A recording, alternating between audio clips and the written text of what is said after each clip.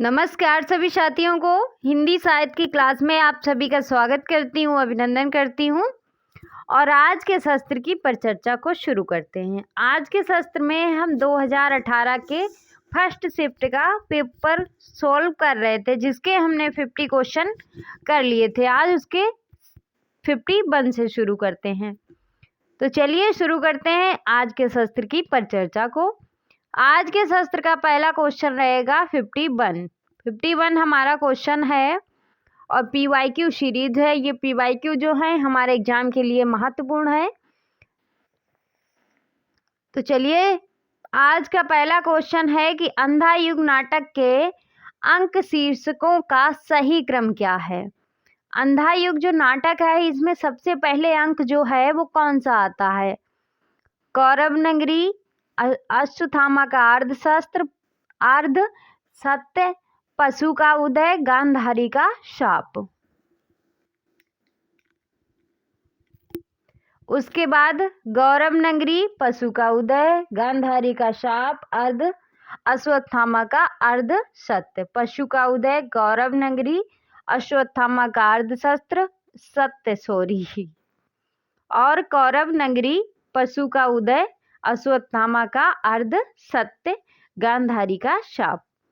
तो इसमें जो है अंधा युग के पहले से हमको बाद के क्रम में लगाना है। तो सबसे पहले कौन सा अंक आता है? सबसे पहले आता है कौरव नगरी, फिर पशु का उदय, फिर अश्वत्थामा का अर्ध सत्य, फिर गांधारी का शाप। तो इसका राइट आंसर हो जाएगा हमारा डी। अंधा युग के रचनाकार कौन है? धर्मवीर भारती। इसका प्रकाशन वर्ष क्या है? 1955। ये रही इस क्वेश्चन की व्याख्या। अगला क्वेश्चन है क्वेश्चन नंबर 52 है। क्या है क्वेश्चन नंबर? कि प्रकाशन वर्ष के अनुसार निम्नलिखित आत्मकथाओं का सही क्रम क्या है। इसमें जो आत्मकथाएं दी गई हैं, इनका सही क्रम हमसे पूछा है। तो इसमें जो सही क्रम है वो है बी।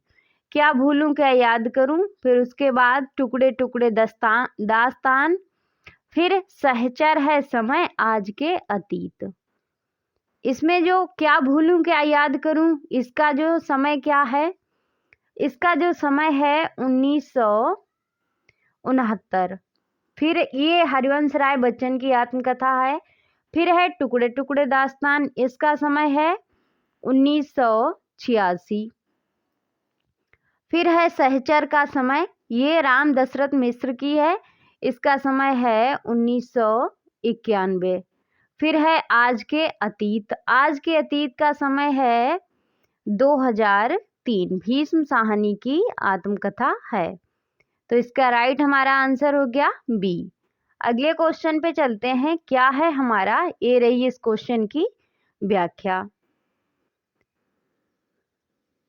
अगला क्वेश्चन है 53 नंबर क्वेश्चन है। 53 नंबर क्वेश्चन में क्या पूछा है कि कालक्रम की दृष्टि से साहित्य सिद्धांतों का सही अनुक्रम हमको बताना है। तो साहित्य में सही अनुक्रम जो है वो क्या है, ये हमको आचार्यों के अनुसार देखना पड़ेगा। तो रस जो है दूसरी शताब्दी का है, तो सबसे पहले रस आएगा। अलंकार, रीति, ध्वनि, तो इसका राइट आंसर होगा बी। रस किसने माना है? रस जो है भरत मुनि ने माना है। तो भरत मुनि का जो समय था दूसरी शताब्दी। उसके बाद अलंकार किसने माना है? अलंकार भामा ने माना था 8वीं शताब्दी में। और रीत किसने माना था? बामन ने। अरे क्या हो गया, ये भामा जो है 8वीं शताब्दी नहीं, 6ठी शताब्दी होगा, 6ठी। रीत जो है बामन ने मानी थी, बामन का समय है 8वीं शताब्दी। और ध्वनि आनंद वर्धन ने 9वीं शताब्दी में। तो इसका राइट आंसर हो जाएगा बी। अगले क्वेश्चन पे चलते हैं। ये रही इस क्वेश्चन की व्याख्या। अगला क्वेश्चन है हमारा 54 नंबर क्वेश्चन है। क्या है 54 नंबर क्वेश्चन? कि काव्य शास्त्री ग्रंथों में जो है इसमें कालक्रम अनुसार सही अनुक्रम बताना है। तो इसमें सही अनुक्रम कौन सा है? सबसे पहले आएगा काव्यादर्श, फिर धान्यालोक, फिर काव्य मीमांसा, फिर वक्रोक्त जीवतम। तो इसका राइट आंसर हो जाएगा सी। काव्यादर्श का जो समय है वो क्या है, ये ग्रंथ है किसका, दंडी का है, 7वीं शताब्दी का। उसके बाद धन्यालोक जो है ये किसका ग्रंथ है, आनंद वर्धन का। इसका समय क्या है, 9वीं शताब्दी। काव्य मीमांसा किसका है, राजशेखर का, 9वीं शताब्दी उत्तराधार्य है। और वक्रोक्ति जीवतम जो है ये 10वीं शताब्दी का है, कुंतक का। ये रही इस क्वेश्चन की व्याख्या। दंडी काव्यादर्श 7वीं शताब्दी, आनंद वर्धन धन्यालोक 9वीं शताब्दी, चंद्र राजशेखर काव्य मीमांसा 9वीं शताब्दी, कुंतक वक्रोक्तिम जीवतम 10वीं शताब्दी। अगला क्वेश्चन है, क्या है हमारा अगला क्वेश्चन, 55 नंबर क्वेश्चन है कि जन्म वर्ष के अनुसार पाश्चात्य विचारों का सही क्रम क्या है। पाश्चात्य के जो विचारों का सही क्रम क्या है इसमें, तो सबसे पहले कौन आएगा, सैमुअल टेलर कार्लिज, फिर मैथ्यू आर्नल्ड, फिर ऑस्कर वाइल्ड, फिर आईए रिचर्ड। तो कार्लिज का जो समय है वो कितना है, कार्लिज का समय है 1772। मैथ्यू का समय क्या है, मैथ्यू का समय है 1822।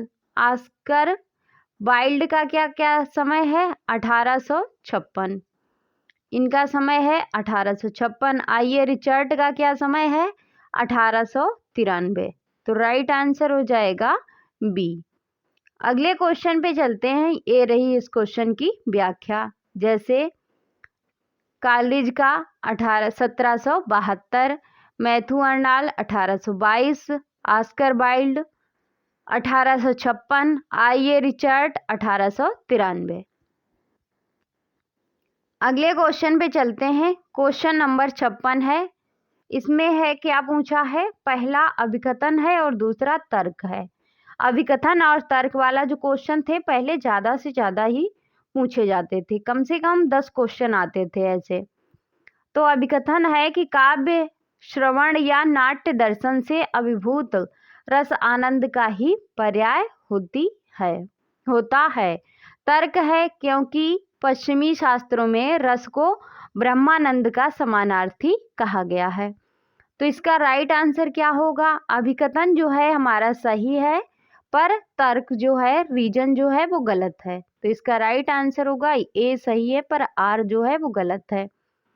तो इसमें आर गलत है, ये सही है, किस ऑप्शन में है, तो ये है हमारा ए ऑप्शन में। तो इसका राइट आंसर हो जाएगा ए। अगला क्वेश्चन है 57 नंबर क्वेश्चन है। 57 नंबर क्वेश्चन में क्या पूछा है कि अभिकथन है और तर्क है। अभिकथन क्या है, रस ना तो निर्विकल्प ज्ञान का विषय है और ना ही सविकल्प का। तर्क है क्योंकि रस की प्रतीत में श्रृंगार, वीर, हास्य, करुण आदि रस विशेष रूप से अभिभाषित होते हैं, इसीलिए रस निर्विकल्प ज्ञान का विषय नहीं है। तो इसमें जो है सही क्या है और गलत क्या है, इसमें भी अभिकथन सही है पर तर्क जो है वो गलत है। तो इसका राइट आंसर क्या होगा, ए सही है पर आर गलत है, बी आंसर। तो इसका राइट आंसर हो जाएगा बी। अगला क्वेश्चन है 58 नंबर क्वेश्चन है। 58 नंबर में क्या पूछा है, फिर से अभिकथन और तर्क वाला क्वेश्चन है। अभिकथन है कि काव्य और कला सृजन संघर्ष का फल है। तर्क है कि क्योंकि सृजनशील व्यक्तित्व गतिशीलता के साथ अपने समय के अभावों और दबावों से जूझता है। तो इसका राइट आंसर क्या होगा, अभिकथन और तर्क दोनों सही हैं। तो इसमें दोनों सही है, किसमें है, डी ऑप्शन में। तो इसका राइट आंसर हो जाएगा डी। अगले क्वेश्चन पे चलते हैं। 59 नंबर क्वेश्चन है, अभिकथन और कारण वाला फिर से क्वेश्चन है। क्या पूछा है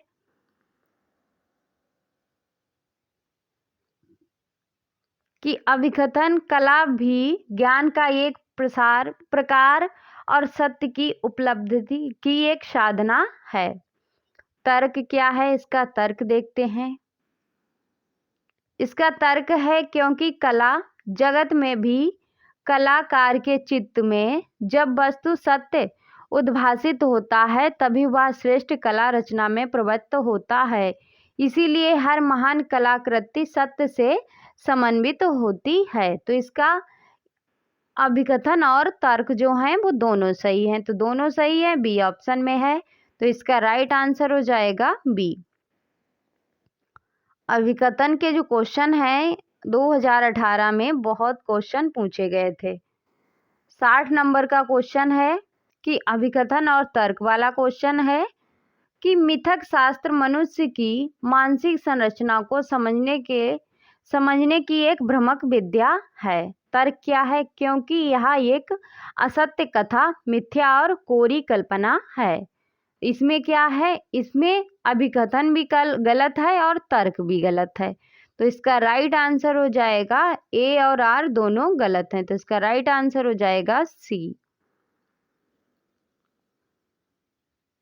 अभिकथन को ऐसा करते हैं, छोड़ देते हैं। अभिकथन और तर्क वाले जितने भी क्वेश्चन हैं इनको छोड़ देते हैं।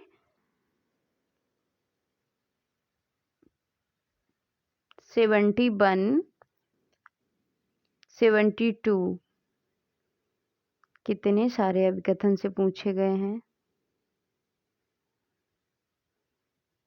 75, चलो 75 से शुरू करते हैं।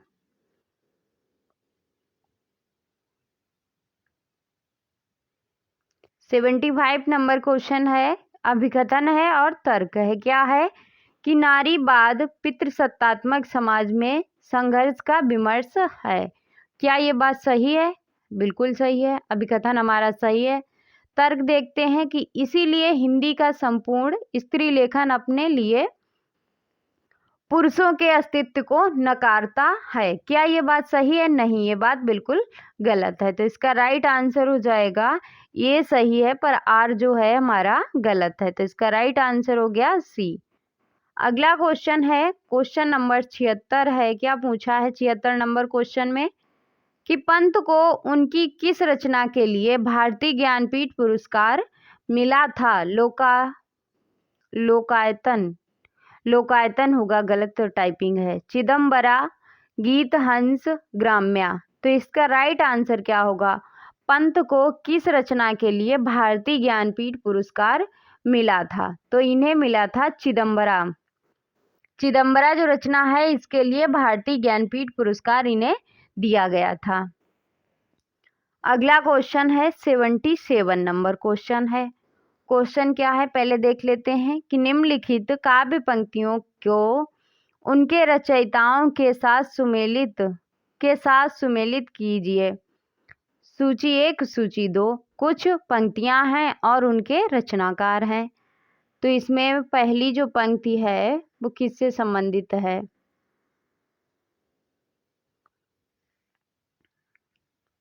कि जाके मुंह माथा नहीं रूप करूप। ये पंक्ति है कबीर की। किसकी है? कबीर की है। औ मन जनि कबित अस कीना, मकु यह रहे जगत मह चीन्हा। ये पंक्ति है जायसी की। किसकी है? मलिक मोहम्मद जायसी की है। हरि है राजनीति पढ़ी आए, हरि है राजनीति पढ़ी आए। ये पंक्ति है किसकी? सूरदास की है। उसके बाद है नमामि समीश शासन निर्वाण रूपम विभुम व्यापकम ब्रह्मा वेद स्वरूपम। ये जो पंक्ति है तुलसीदास की है।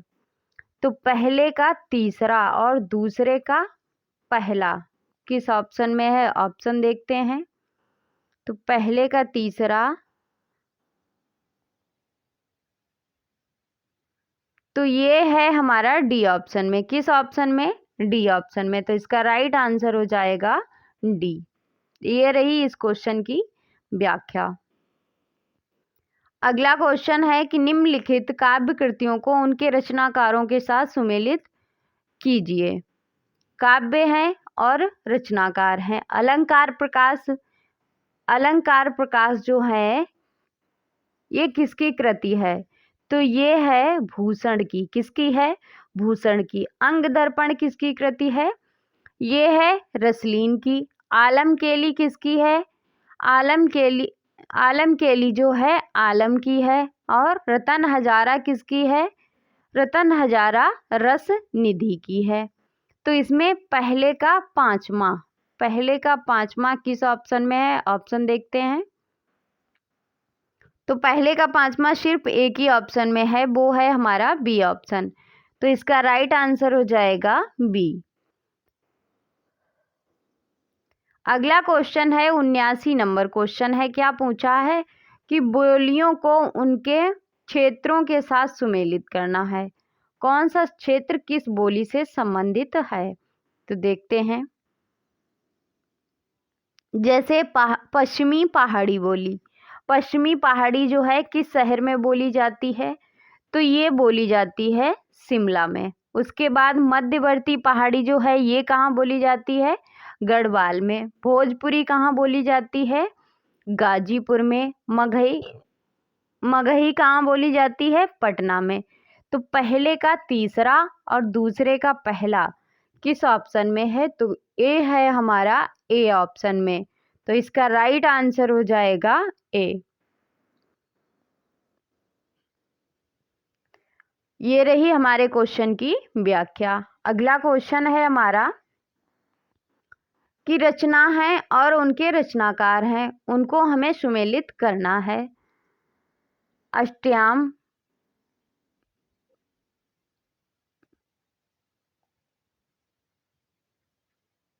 जैसे अष्टयाम किसकी रचना है? अष्टयाम जो है ये रचना है नाभादास की। किसकी है? नाभादास की। वीर सिंह देव चरित ये रचना किसकी है? ये है वीर सिंह देव चरित केशव दास की है। रसमंजरी किसकी है? रसमंजरी है नंददास की। केलीमाल किसकी है? स्वामी हरिदास की। तो इसका राइट आंसर क्या होगा? पहले का दूसरा और दूसरे का तीसरा किस ऑप्शन में है? तो ये है हमारा ए ऑप्शन में। तो इसका राइट आंसर हो जाएगा ए। अगले क्वेश्चन पे चलते हैं। अगला क्वेश्चन है, ये रही इस क्वेश्चन की व्याख्या। अगला क्वेश्चन है क्वेश्चन नंबर 81 है। क्या पूछा है? कवि हैं और उनके जन्म स्थान है। कौन सा कवि किस जन्म स्थान से संबंधित है, ये हमको बताना है। तो इसमें गुरु नानक हैं, ये किस स्थान से हैं? तो इनका जन्म जो है तलवंडी में हुआ था। दादू दयाल अहमदाबाद, धर्मदास बांधवगढ़ और सुंदरदास जो हैं ये कहाँ से हैं? दौसा। तो इसका राइट आंसर क्या होगा? पहले का चौथा और दूसरे का पहला किस ऑप्शन में है? हमारा डी ऑप्शन में। तो इसका राइट आंसर हो जाएगा डी। अगले क्वेश्चन पे चलते हैं। अगला क्वेश्चन है 82 नंबर क्वेश्चन है। क्या पूछा है? क्वेश्चन है कि निम्नलिखित ग्रंथों और उनके रचनाकारों के साथ सुमेलित कीजिए। पहले हमको लग रहा 2018 में ऐसे ही क्वेश्चन ज़्यादा से ज़्यादा पूछे जाते थे। जो इसमें ग्रंथ हैं और उनके रचनाकार हैं। भाषा भूषण किसका ग्रंथ है? तो भाषा भूषण जो है जसवंत सिंह का है। किसका है? जसवंत सिंह का। अलंकार पचासिका किसका है? अलंकार पचासिका जो है मतीराम का है। विष्णु पद किसका है? विष्णु पद कीर्तन किसका है? रस निधि का। रस विलास किसका है? चिंतामणि का। किसका? चिंतामणि का। तो पहले का तीसरा किस ऑप्शन में है? सिर्फ एक ही ऑप्शन में है, वो है हमारा सी। तो इसका राइट आंसर हो जाएगा सी। ये रही इस क्वेश्चन की व्याख्या। भाषा भूषण जसवंत की रचना है। अलंकार पचासिका मतीराम, विष्णुपद कीर्तन, रस निधि, रस विलास चिंतामणि की रचना है। अगला क्वेश्चन है 83 नंबर क्वेश्चन है। 83 नंबर में कवि हैं और प्रवृत्ति हैं, तो इनको हमें सुमेलित करना है सूची 1 को सूची 2 के साथ। जैसे स्वामी हरिदास की प्रवृत्ति जो है वो क्या है, इनकी प्रवृत्ति है मधुरोपासक है। मलुकदास की क्या है, मलुकदास जो हैं निर्गुणों उपासक हैं। कढ़प्पा जो हैं ये कैसे कवि हैं, ये निरीश्वरवादी हैं। कैसे हैं, निरीश्वरवादी हैं। कुतुबन जो हैं वो एकेश्वरवादी हैं। तो इसका राइट आंसर क्या होगा, पहले का तीसरा सिर्फ एक ही पकड़ने से हमारा आंसर मिल रहा है बी। तो इसका राइट आंसर क्या हो जाएगा, बी। ये रही इस क्वेश्चन की व्याख्या। अगला क्वेश्चन है कि कविताओं को उनके रचयिता के साथ सुमेलित कीजिए। कुछ रचना दी गई हैं, कविताएं दी गई हैं और उनके रचनाकार कौन हैं बताना है हमें। जैसे नदी की बांक पर छाया किसकी कविता है, तो ये कविता है अज्ञे की। किसकी है, अज्ञे की। आज नदी बिल्कुल उदास थी, ये कविता किसकी है, आज नदी बिल्कुल उदास थी। तो ये कविता है हमारे केदारनाथ अग्रवाल की। ठंडा लोहा किसकी है, धर्मवीर भारती की कविता है। कुआनो नदी किसकी है, सर्वेश्वर दयाल सक्सेना की। तो पहले का दूसरा और दूसरे का तीसरा ऑप्शन देखते हैं किस ऑप्शन में है। पहले का दूसरा और दूसरे का तीसरा, ये है हमारा बी ऑप्शन में। तो इसका राइट आंसर हो जाएगा बी। ये रही इस क्वेश्चन की व्याख्या। अगला क्वेश्चन है हमारा 85 नंबर क्वेश्चन है। क्या पूछा है 85 नंबर क्वेश्चन में कि निम्नलिखित आधुनिक प्रबंध काव्यों के पुरुष पात्रों को उनकी चारित्रिक विशेषताओं से सुमेलित कीजिए। मृत्यु के प्रश्न से पात्र, चलिए भैया सुमेलित करते हैं। पहला और नहीं आ पाएगा,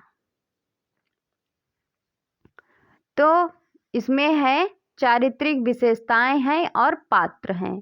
जैसे मृत्यु के प्रश्न से कौन सा पात्र है, मृत्यु के प्रश्न से तो ये है आत्मजयी का नचिकेता। कौन है, आत्मजयी का नचिकेता है। और कामा अध्यात्म के प्रश्न से कौन है, कामा अध्यात्म के प्रश्न से जो है वो कौन है, उर्वशी का जूझता पात्र पुरुरवा। युद्ध के प्रश्न से कौन सा पात्र संबंधित है, युद्ध के प्रश्न से संशय की एक रात का जूझता पात्र जो है वो कौन है, राम। अपनी दुर्बलताओं से संघर्ष पात्र कौन सा है, संघर्ष करत पात्र जो है वो कौन सा है अपनी दुर्बलताओं से, तो ये है कामायनी का जूझता मनु पात्र है। तो पहले का चौथा और दूसरे का तीसरा ऑप्शन देखते हैं किस ऑप्शन में है। तो ये है हमारा बी ऑप्शन में। तो इसका राइट आंसर हो जाएगा बी। ये रही इस क्वेश्चन की व्याख्या।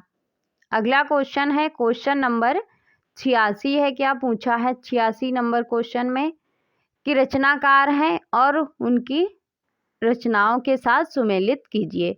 रामधारी सिंह दिनकर, राम कुमार वर्मा, राम नरेश त्रिपाठी, केदारनाथ सिंह। तो रामधारी दिनकर की कौन सी रचना है, तो इनकी जो रचना है वो है दिल्ली। राम कुमार वर्मा की कौन सी रचना है, एकलव्य। राम नरेश त्रिपाठी की कौन सी है, तो ये है पथिक। केदारनाथ सिंह की है जमीन पक रही है। और बात बोलेगी किसकी है, शमशेर बहादुर सिंह की है। तो पहले का चौथा और दूसरे का पहला, पहले का चौथा दूसरे का पहला किस ऑप्शन में है, तो ये है हमारा डी ऑप्शन में। तो इसका राइट आंसर हो जाएगा डी। अगले क्वेश्चन पे चलते हैं। क्या है हमारा अगला क्वेश्चन, ये रही इस क्वेश्चन की व्याख्या। अगला क्वेश्चन काफ़ी बड़ा क्वेश्चन है कि रामचंद्र शुक्ल के इन कथन के संबंध से कवियों से सुमेलित कीजिए। कवियों के साथ सुमेलित करना है। जैसे शुक्ल के कथन हैं और कवि हैं। जैसे अज्ञात प्रिय की ओर से अज्ञात प्रिय की ओर इशारा करने के अतिरिक्त इन्होंने जगत के अनेक प्रस्तुत रूपों और व्यापारियों को अपनी सरल भावनाओं के रंग में देखा है। ये पंक्ति किसकी है? सूर्यकांत त्रिपाठी निराला की है। ऑप्शन में दिख नहीं रहा होगा, नीचे की तरफ है। उसके बाद दूसरा है कि इस वेदना को लेकर इन्होंने हृदय की ऐसी अनुभूति सामने रखी है जो लोकोत्तर है। ये जो पंक्ति है वो किसकी है? ये पंक्ति है महादेवी वर्मा की। उसके बाद है अगला जो है तीसरा और चौथा। तीसरा है हमारा कि कवि की रहस्य दृष्टि प्रकृति की आत्मा जगत के रूपों और व्यापारों में व्यक्त होने वाली आत्मा की ओर जाती है। तो ये है सुमित्रानंदन पंत की पंक्ति। फिर है कि इनकी रहस्यवादी रचनाओं को देखकर चाहे तो यह कहे कि इनकी मधुवर्षा के मानस प्रसार के लिए रहस्यवाद का पर्दा मिल गया। तो ये बात शुक्ल जी ने कही है जयशंकर प्रसाद के लिए। तो इसमें जो सही आंसर हमारा होगा वो क्या हो जाएगा? पहले का जो हमारा पांचवा था, तो इसका राइट आंसर हो जाएगा सी। अगले क्वेश्चन पे चलते हैं। ये रही इस क्वेश्चन की व्याख्या। अगला क्वेश्चन है 88 नंबर क्वेश्चन है। क्या पूछा है? उपन्यास हैं और वर्ण विषय हैं, यानी ये उपन्यास किस वर्ण विषय पर आधारित था, हमें सुमेलित करना था।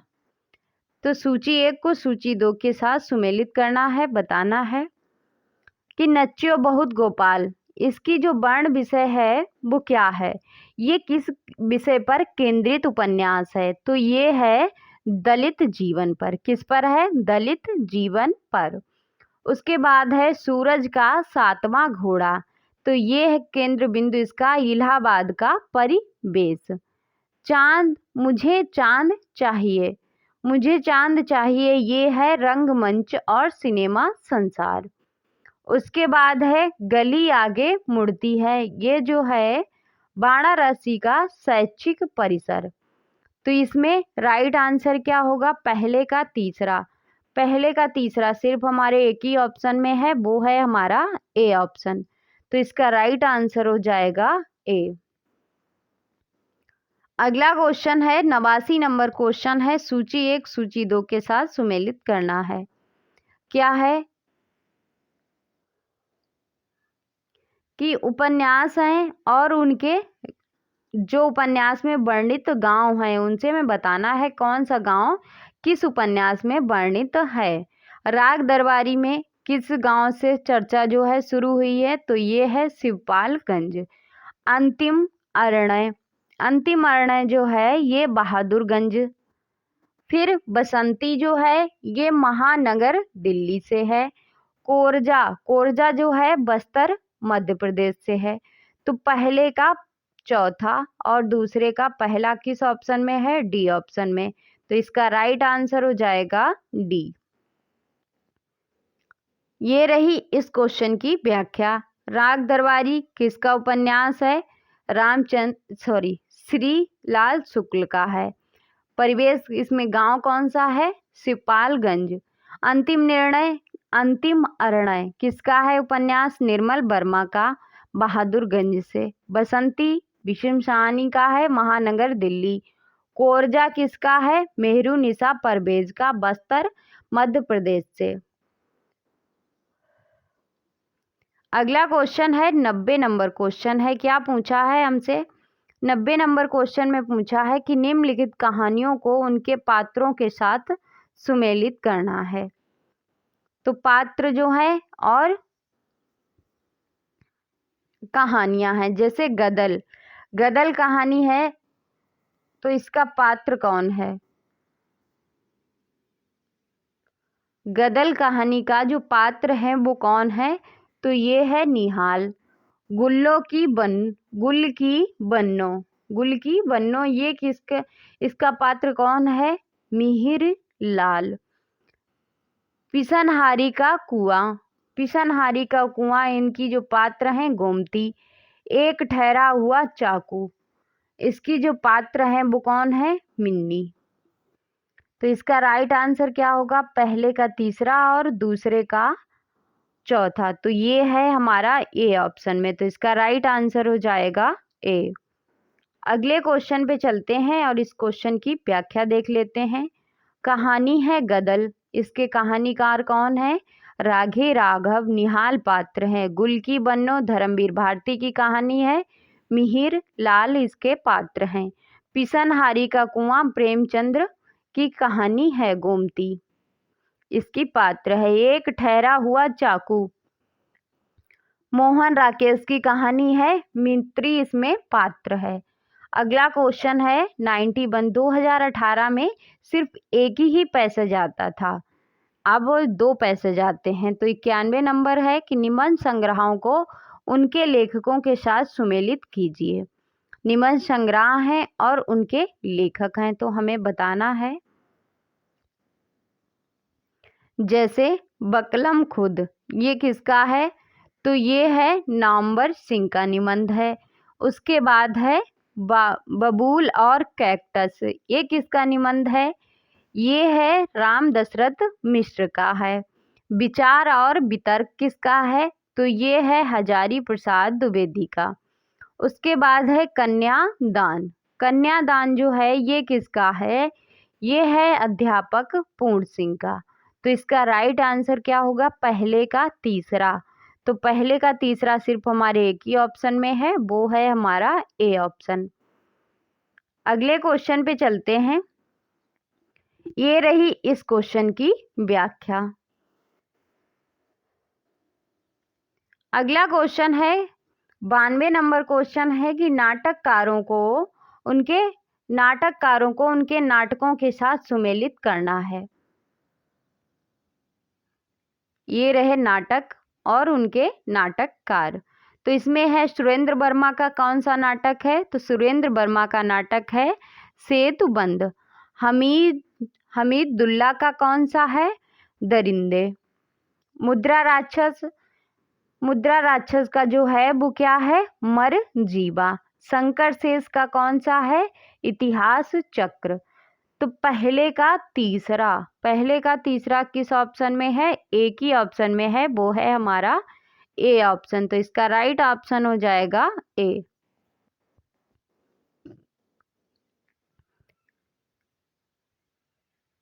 अरे गलत हो गया, हमको लग रहा आंसर सही दिए हैं पर टिक गलत किए हैं। इसमें मुद्रा राक्षस जो है पोस्टर है, इतिहास चक्र जो है दया प्रकाश सिन्हा का है। अगला क्वेश्चन है 93 नंबर क्वेश्चन है, यात्रा साहित्य के संबंध में निम्नलिखित रचनाओं को उनके लेखकों के साथ सुमेलित करना है।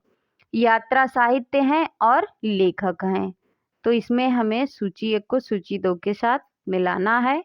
कितना अकेला आकाश, ये किसका यात्रा साहित्य है, तो ये है नरेश मेहता का। उसके बाद है जहां फव्वारे लहू रोते हैं, जहां फव्वारे लहू रोते हैं, तो ये है नसीरा शर्मा का। आंखों देखा पाकिस्तान, ये किसका है, ये कमलेश्वर का है। अंतहीन आकाश विश्वनाथ प्रसाद तिवारी का यात्रा साहित्य है। तो पहले का चौथा किस ऑप्शन में है, एक ही ऑप्शन में है, ये है हमारा ए ऑप्शन। तो इसका राइट आंसर हो जाएगा ए। ये रही इस क्वेश्चन की व्याख्या कि कितना अकेला आकाश किसका है, नरेश मेहता का।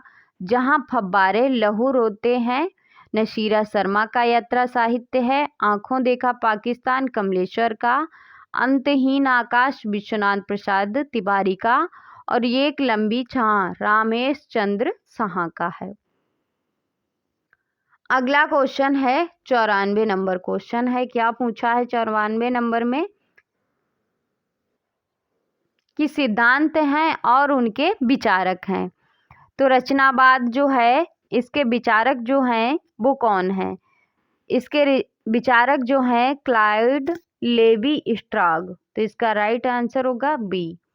अस्तित्ववाद के विचारक जो हैं वो कौन से हैं? अल्बर्ट कामू हैं। उसके बाद है मूल सिद्धांत, तो मूल सिद्धांत के कौन हैं? आईए रिचर्ड हैं। यथार्थवाद के कौन हैं? बेनेडिक्टो क्रोचे हैं। तो पहले का दूसरा और दूसरे का तीसरा किस ऑप्शन में है? ऑप्शन देखते हैं, तो ये है हमारा बी ऑप्शन में, तो इसका राइट आंसर हो जाएगा बी। अगला क्वेश्चन है, ये रही इस क्वेश्चन की व्याख्या। जैसे सिद्धांत हैं और विचारक हैं, रचनावाद लेवी स्ट्राड का, अस्तित्ववाद अल्बर्ट कामू का, मूल सिद्धांत आईए रिचर्ड का, यथार्थवाद जॉर्ज लुकास, अभिव्यंजनावाद बेनेडिक्टो क्रोचे। अगला क्वेश्चन है 95 नंबर क्वेश्चन है। क्या पूछा है? आलोचक हैं और आलोचनाएं हैं। कौन सी आलोचनाएं रचना हैं जो किसकी हैं? जैसे लक्ष्मीकांत वर्मा की आलोचना जो है वो कौन सी है? नई कविता के प्रतिमान। रामस्वरूप चतुर्वेदी की कौन सी है? कामायनी का पुनर्मूल्यांकन। तो ये है बी, थर्ड। शिवदान सिंह चौहान की कौन सी है? साहित्य का 80 वर्ष, साहित्य का 80 वर्ष। शिव कुमार मिश्र के कौन सी है?